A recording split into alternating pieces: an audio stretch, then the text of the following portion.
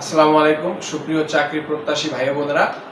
আজকে আমি কথা বলবো সদ্য প্রকাশিত প্রধান শিক্ষক পদের বড় বিজ্ঞপ্তিটি নিয়ে এবং এটার প্রস্তুতি কৌশল কি হওয়া উচিত, কোথা থেকে পড়া উচিত, কেমন প্রশ্ন হতে পারে এবং যারা নতুন শুরু করেছেন পড়াশোনা তারা কিভাবে পড়বেন এবং যারা পুরাতন তারা কিভাবে পড়বেন আমার অভিজ্ঞতার আলোকে আমি আজকে আপনাদের সাথে শেয়ার করব।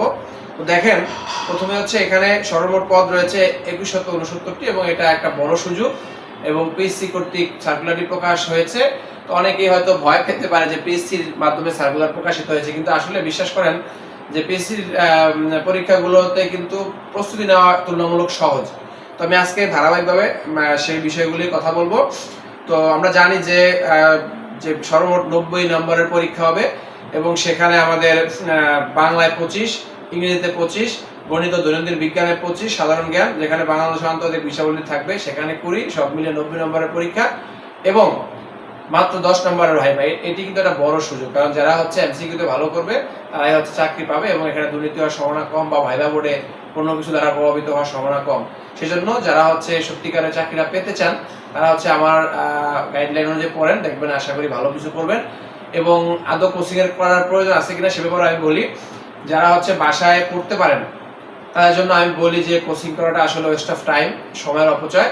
আমি কিছু আপনাদেরকে সিস্টেম বলে দিব, সেটা দিয়ে আপনি কোচিং না করেও পারবেন এবং করলে কিরকম ভাবে করা উচিত সে ব্যাপারে আমি কথা বলবো।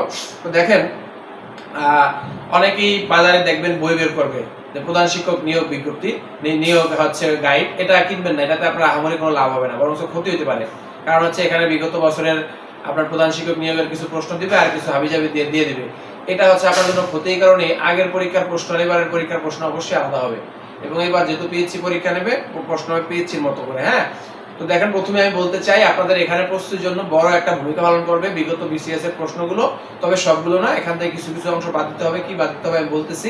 এবং হচ্ছে বিগত পিএইচসি কর্তৃক যে নন ক্যাডারের পরীক্ষাগুলো হয়েছিল সেই পরীক্ষাগুলোর প্রশ্নগুলো আপনাদেরকে সলভ করতে হবে। কোথা থেকে কি সলভ করবেন, কি বই পড়বেন আমি বলতেছি এবং কোচিং এর কোথায় করা উচিত বা করা না উচিত কিনা সেটার ব্যাপারে আমি শেষে কথা বলবো। প্রথমে বাংলায় 25 নম্বরের পরীক্ষা, এখানে দেখেন এরকম হবে যে 17 বা 18 নম্বর বা 20 নম্বরের প্রশ্ন হবে ব্যাকরণ নির্ভর, আর 5 বা 7 নম্বরের প্রশ্ন হওয়ার কথা হচ্ছে সাহিত্য নির্ভর।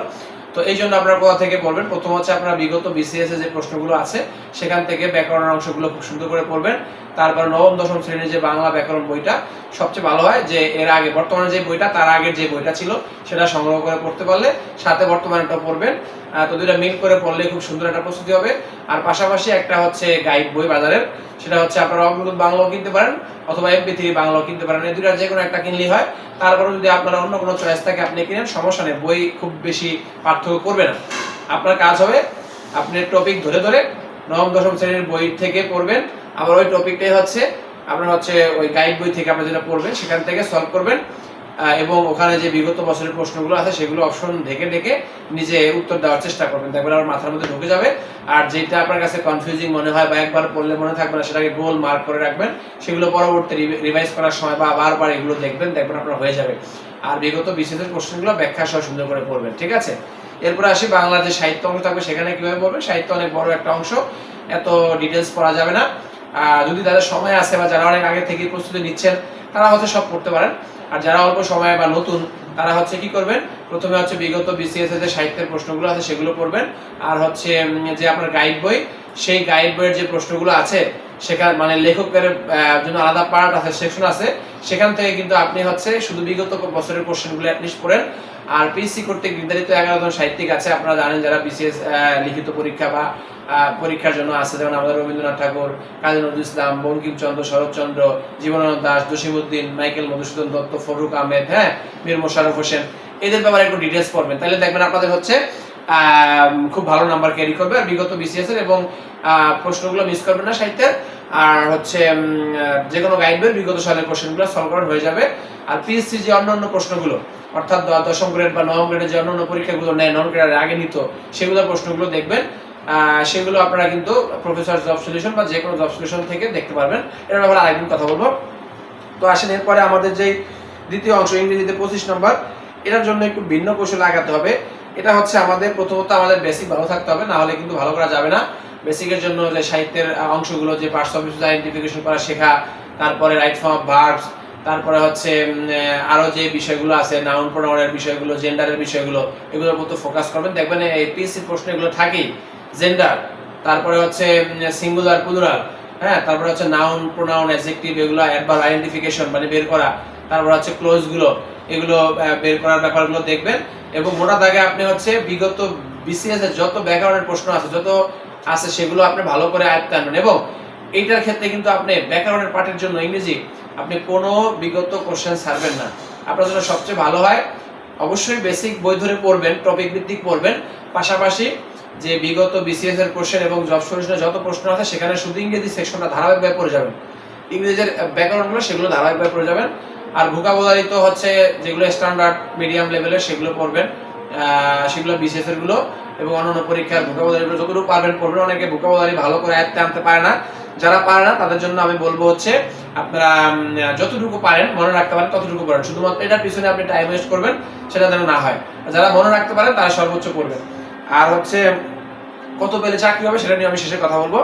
তো এই হচ্ছে ইংরেজি ব্যাকরণের বিষয়। একটা ব্যাকরণের বই আপনার পড়তে হবে, যেমন হচ্ছে ইংলিশ ফর কম্পিটিটিভ এক্সাম, অথবা হচ্ছে আপনার মাস্টার যে বইটা সেটা পড়লে হবে, যে কোনো একটা পড়লেই হবে।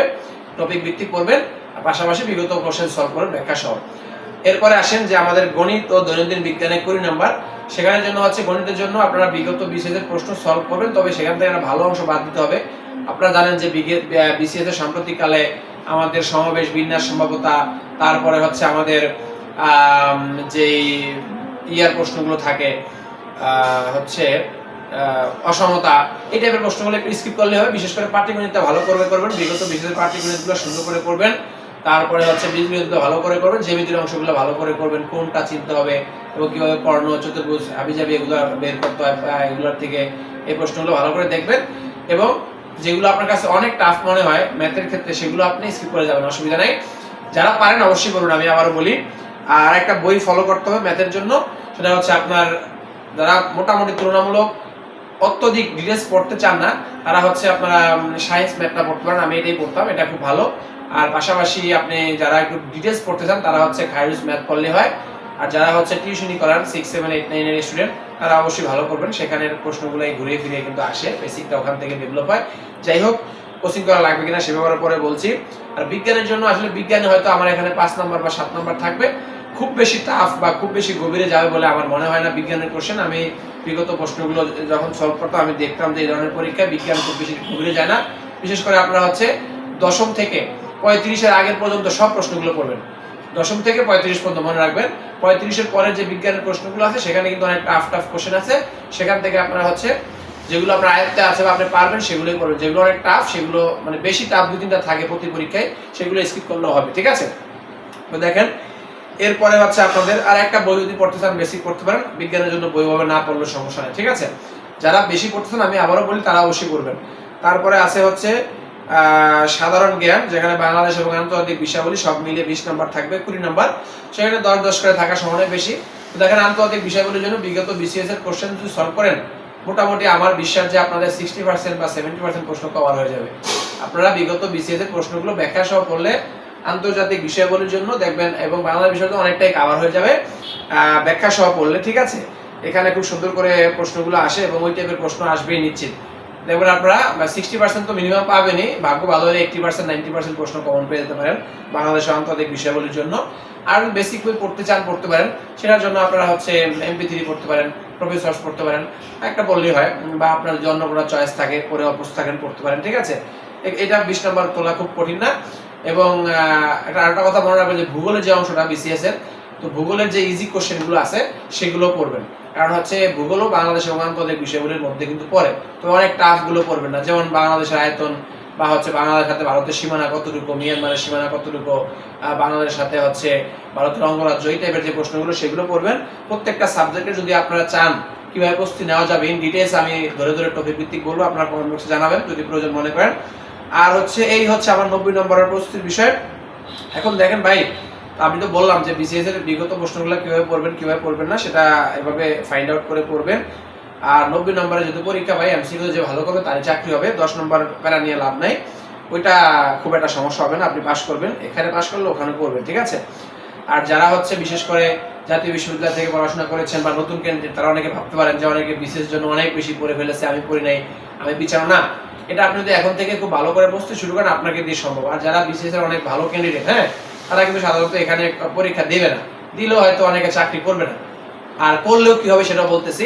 তো যেমন অনেক ভালো ক্যান্ডিডেট, যেহেতু এটা 10ম গ্রেডে হইলেও অনেকে করতো, যেহেতু বিশেষ করে এটা হচ্ছে আমাদের 11 গ্রেডে, হ্যাঁ, এবং 12 গ্রেডে, যারা পিটিআই ছাড়া তারা হচ্ছে 12 গ্রেড, আর যারা পিটিআই সহ তারা হচ্ছে 11 গ্রেড, সেক্ষেত্রে অনেকেই আসবে না।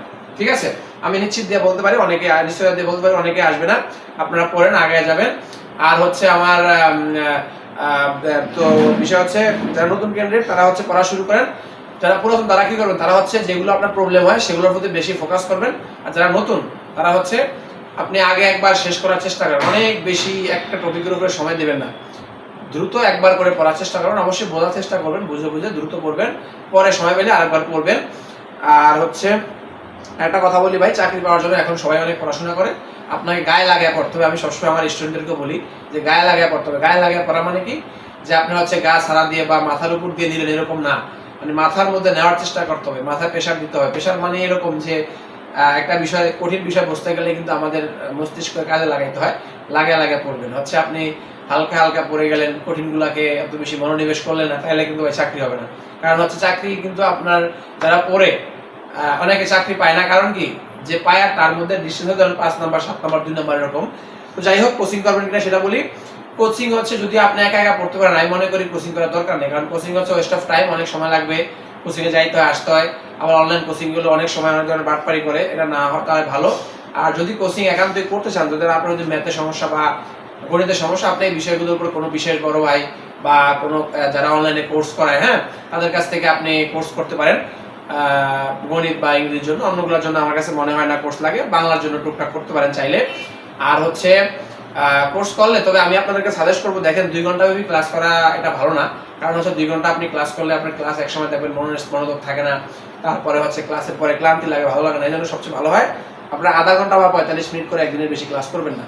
এটা আমি আমার এক্সপিরিয়েন্স থেকে বলি, আধা ঘন্টা বা 45 মিনিট করে ক্লাস করলে দৈনিক, এটা ভালো হয়। আপনার তো বাসায় পড়তে হবে, ঠিক আছে। আর এখানে বোঝানোর খুব বেশি কিছু আছে তা না, আপনি নিজে পড়বেন। আপনার নিজের পড়াটাই কিন্তু, এফোর্টটাই কিন্তু মেইন। আপনাকে সারাদিন গাদা গাদা কথা লেকচার দিলে বললে কিন্তু আপনি বুঝবেন না, ঠিক আছে। নিজে পড়ার চেষ্টা করতে হবে, নিজে বোঝার চেষ্টা করতে হবে। এবং এখন ইউটিউব তো উন্মুক্ত, ইউটিউবে সব টপিক নিয়ে অনেক ভালো ভালো লেকচার আছে, ঠিক আছে, সেগুলো দেখে নেবেন। আর চাকরি পাইতে হলে কত নাম্বার নামবে, পিছিয়ে বলতেছে আপনার যে 50% মার্কস পেলে সে টিকবে, মানে অর্থাৎ 90 তে 45 পেলে টিকবে। তবে ভাই 45 এ চাকরি হবে না, এটা অনেকটাই নিশ্চিত। তবে একটা ভালো খবর আছে এখানে, যে এখন থেকে চাকরি পরীক্ষাতে সম্ভবত আপনার ওয়েটিং লিস্ট রাখবে, অর্থাৎ যারা হচ্ছে চাকরি ছেড়ে চলে যাবে বা যোগদান না করে, সেখানে সিরিয়াল বাই আসবে। তো সেক্ষেত্রে আপনি যদি ধরেন প্রথম চান্সে চাকরি পাওয়ার জন্য 90 তে যারা হচ্ছে 80 পাবে, 75 প্লাস, তারা মোটামুটি চাকরি পেয়ে যাবে। যারা 75 প্লাস বা 80 প্লাস পাবে, তাদের চাকরি কনফার্ম। প্রশ্ন যেরকমই হোক, পিসির প্রশ্নের লেভেল আছে সেটা আমি বুঝি, লেভেল অনুযায়ী হবে, অত্যাধিক কঠিন হবে না, নন ক্যাডারের প্রশ্নগুলো অনেক বেশি ইজি হবে না। তো সেক্ষেত্রে 75 80 একটা ভালো নাম্বার, 90 তে মানে 75 থেকে 80। আর যারা হচ্ছে 70 পাবেন, তারাও ভালো ফাইটে আগে থাকবেন।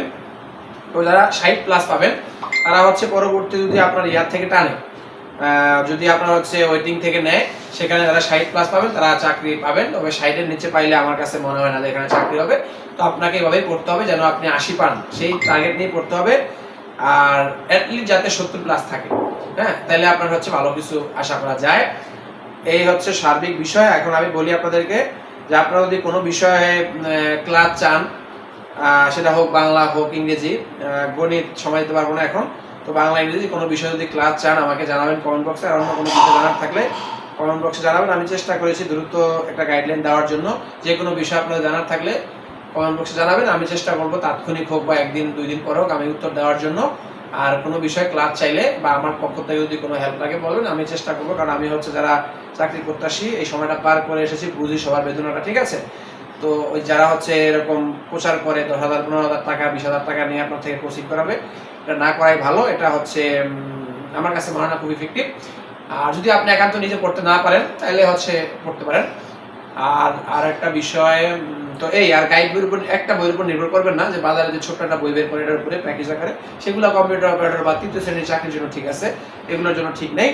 তো সবাই ভালো থাকেন, সবাইকে শুভকামনা। এটা একটা বড় সুযোগ, আমি আবারও বলি মিস করবেন না। এরকম সুযোগ সহজে পাওয়া যায় না, কারণ হচ্ছে আপনারা জানেন যে বিসিএস থেকে এখন ভালো ভালো চাকরিগুলো নিয়ে যায়। তো সেক্ষেত্রে আপনারা হচ্ছে একটা বড় সুযোগ, ভালো করে পড়েন, ইনশাল্লাহ হয়ে যাবে। তো সবার জন্য আমার পক্ষ থেকে অনেক শুভকামনা, দোয়া রইল। আর আমার চ্যানেল, আমাকে ভিডিওগুলো যদি ভালো লাগে আমার চ্যানেলটা সাবস্ক্রাইব করবেন, এবং ভালো লাগলে ভিডিওগুলো লাইক, কমেন্ট এবং শেয়ার দিয়ে আমাকে উৎসাহিত করবেন এবং অন্যকে দেখার সুযোগ করে দেবেন। সবাইকে ধন্যবাদ, আল্লাহ হাফেজ।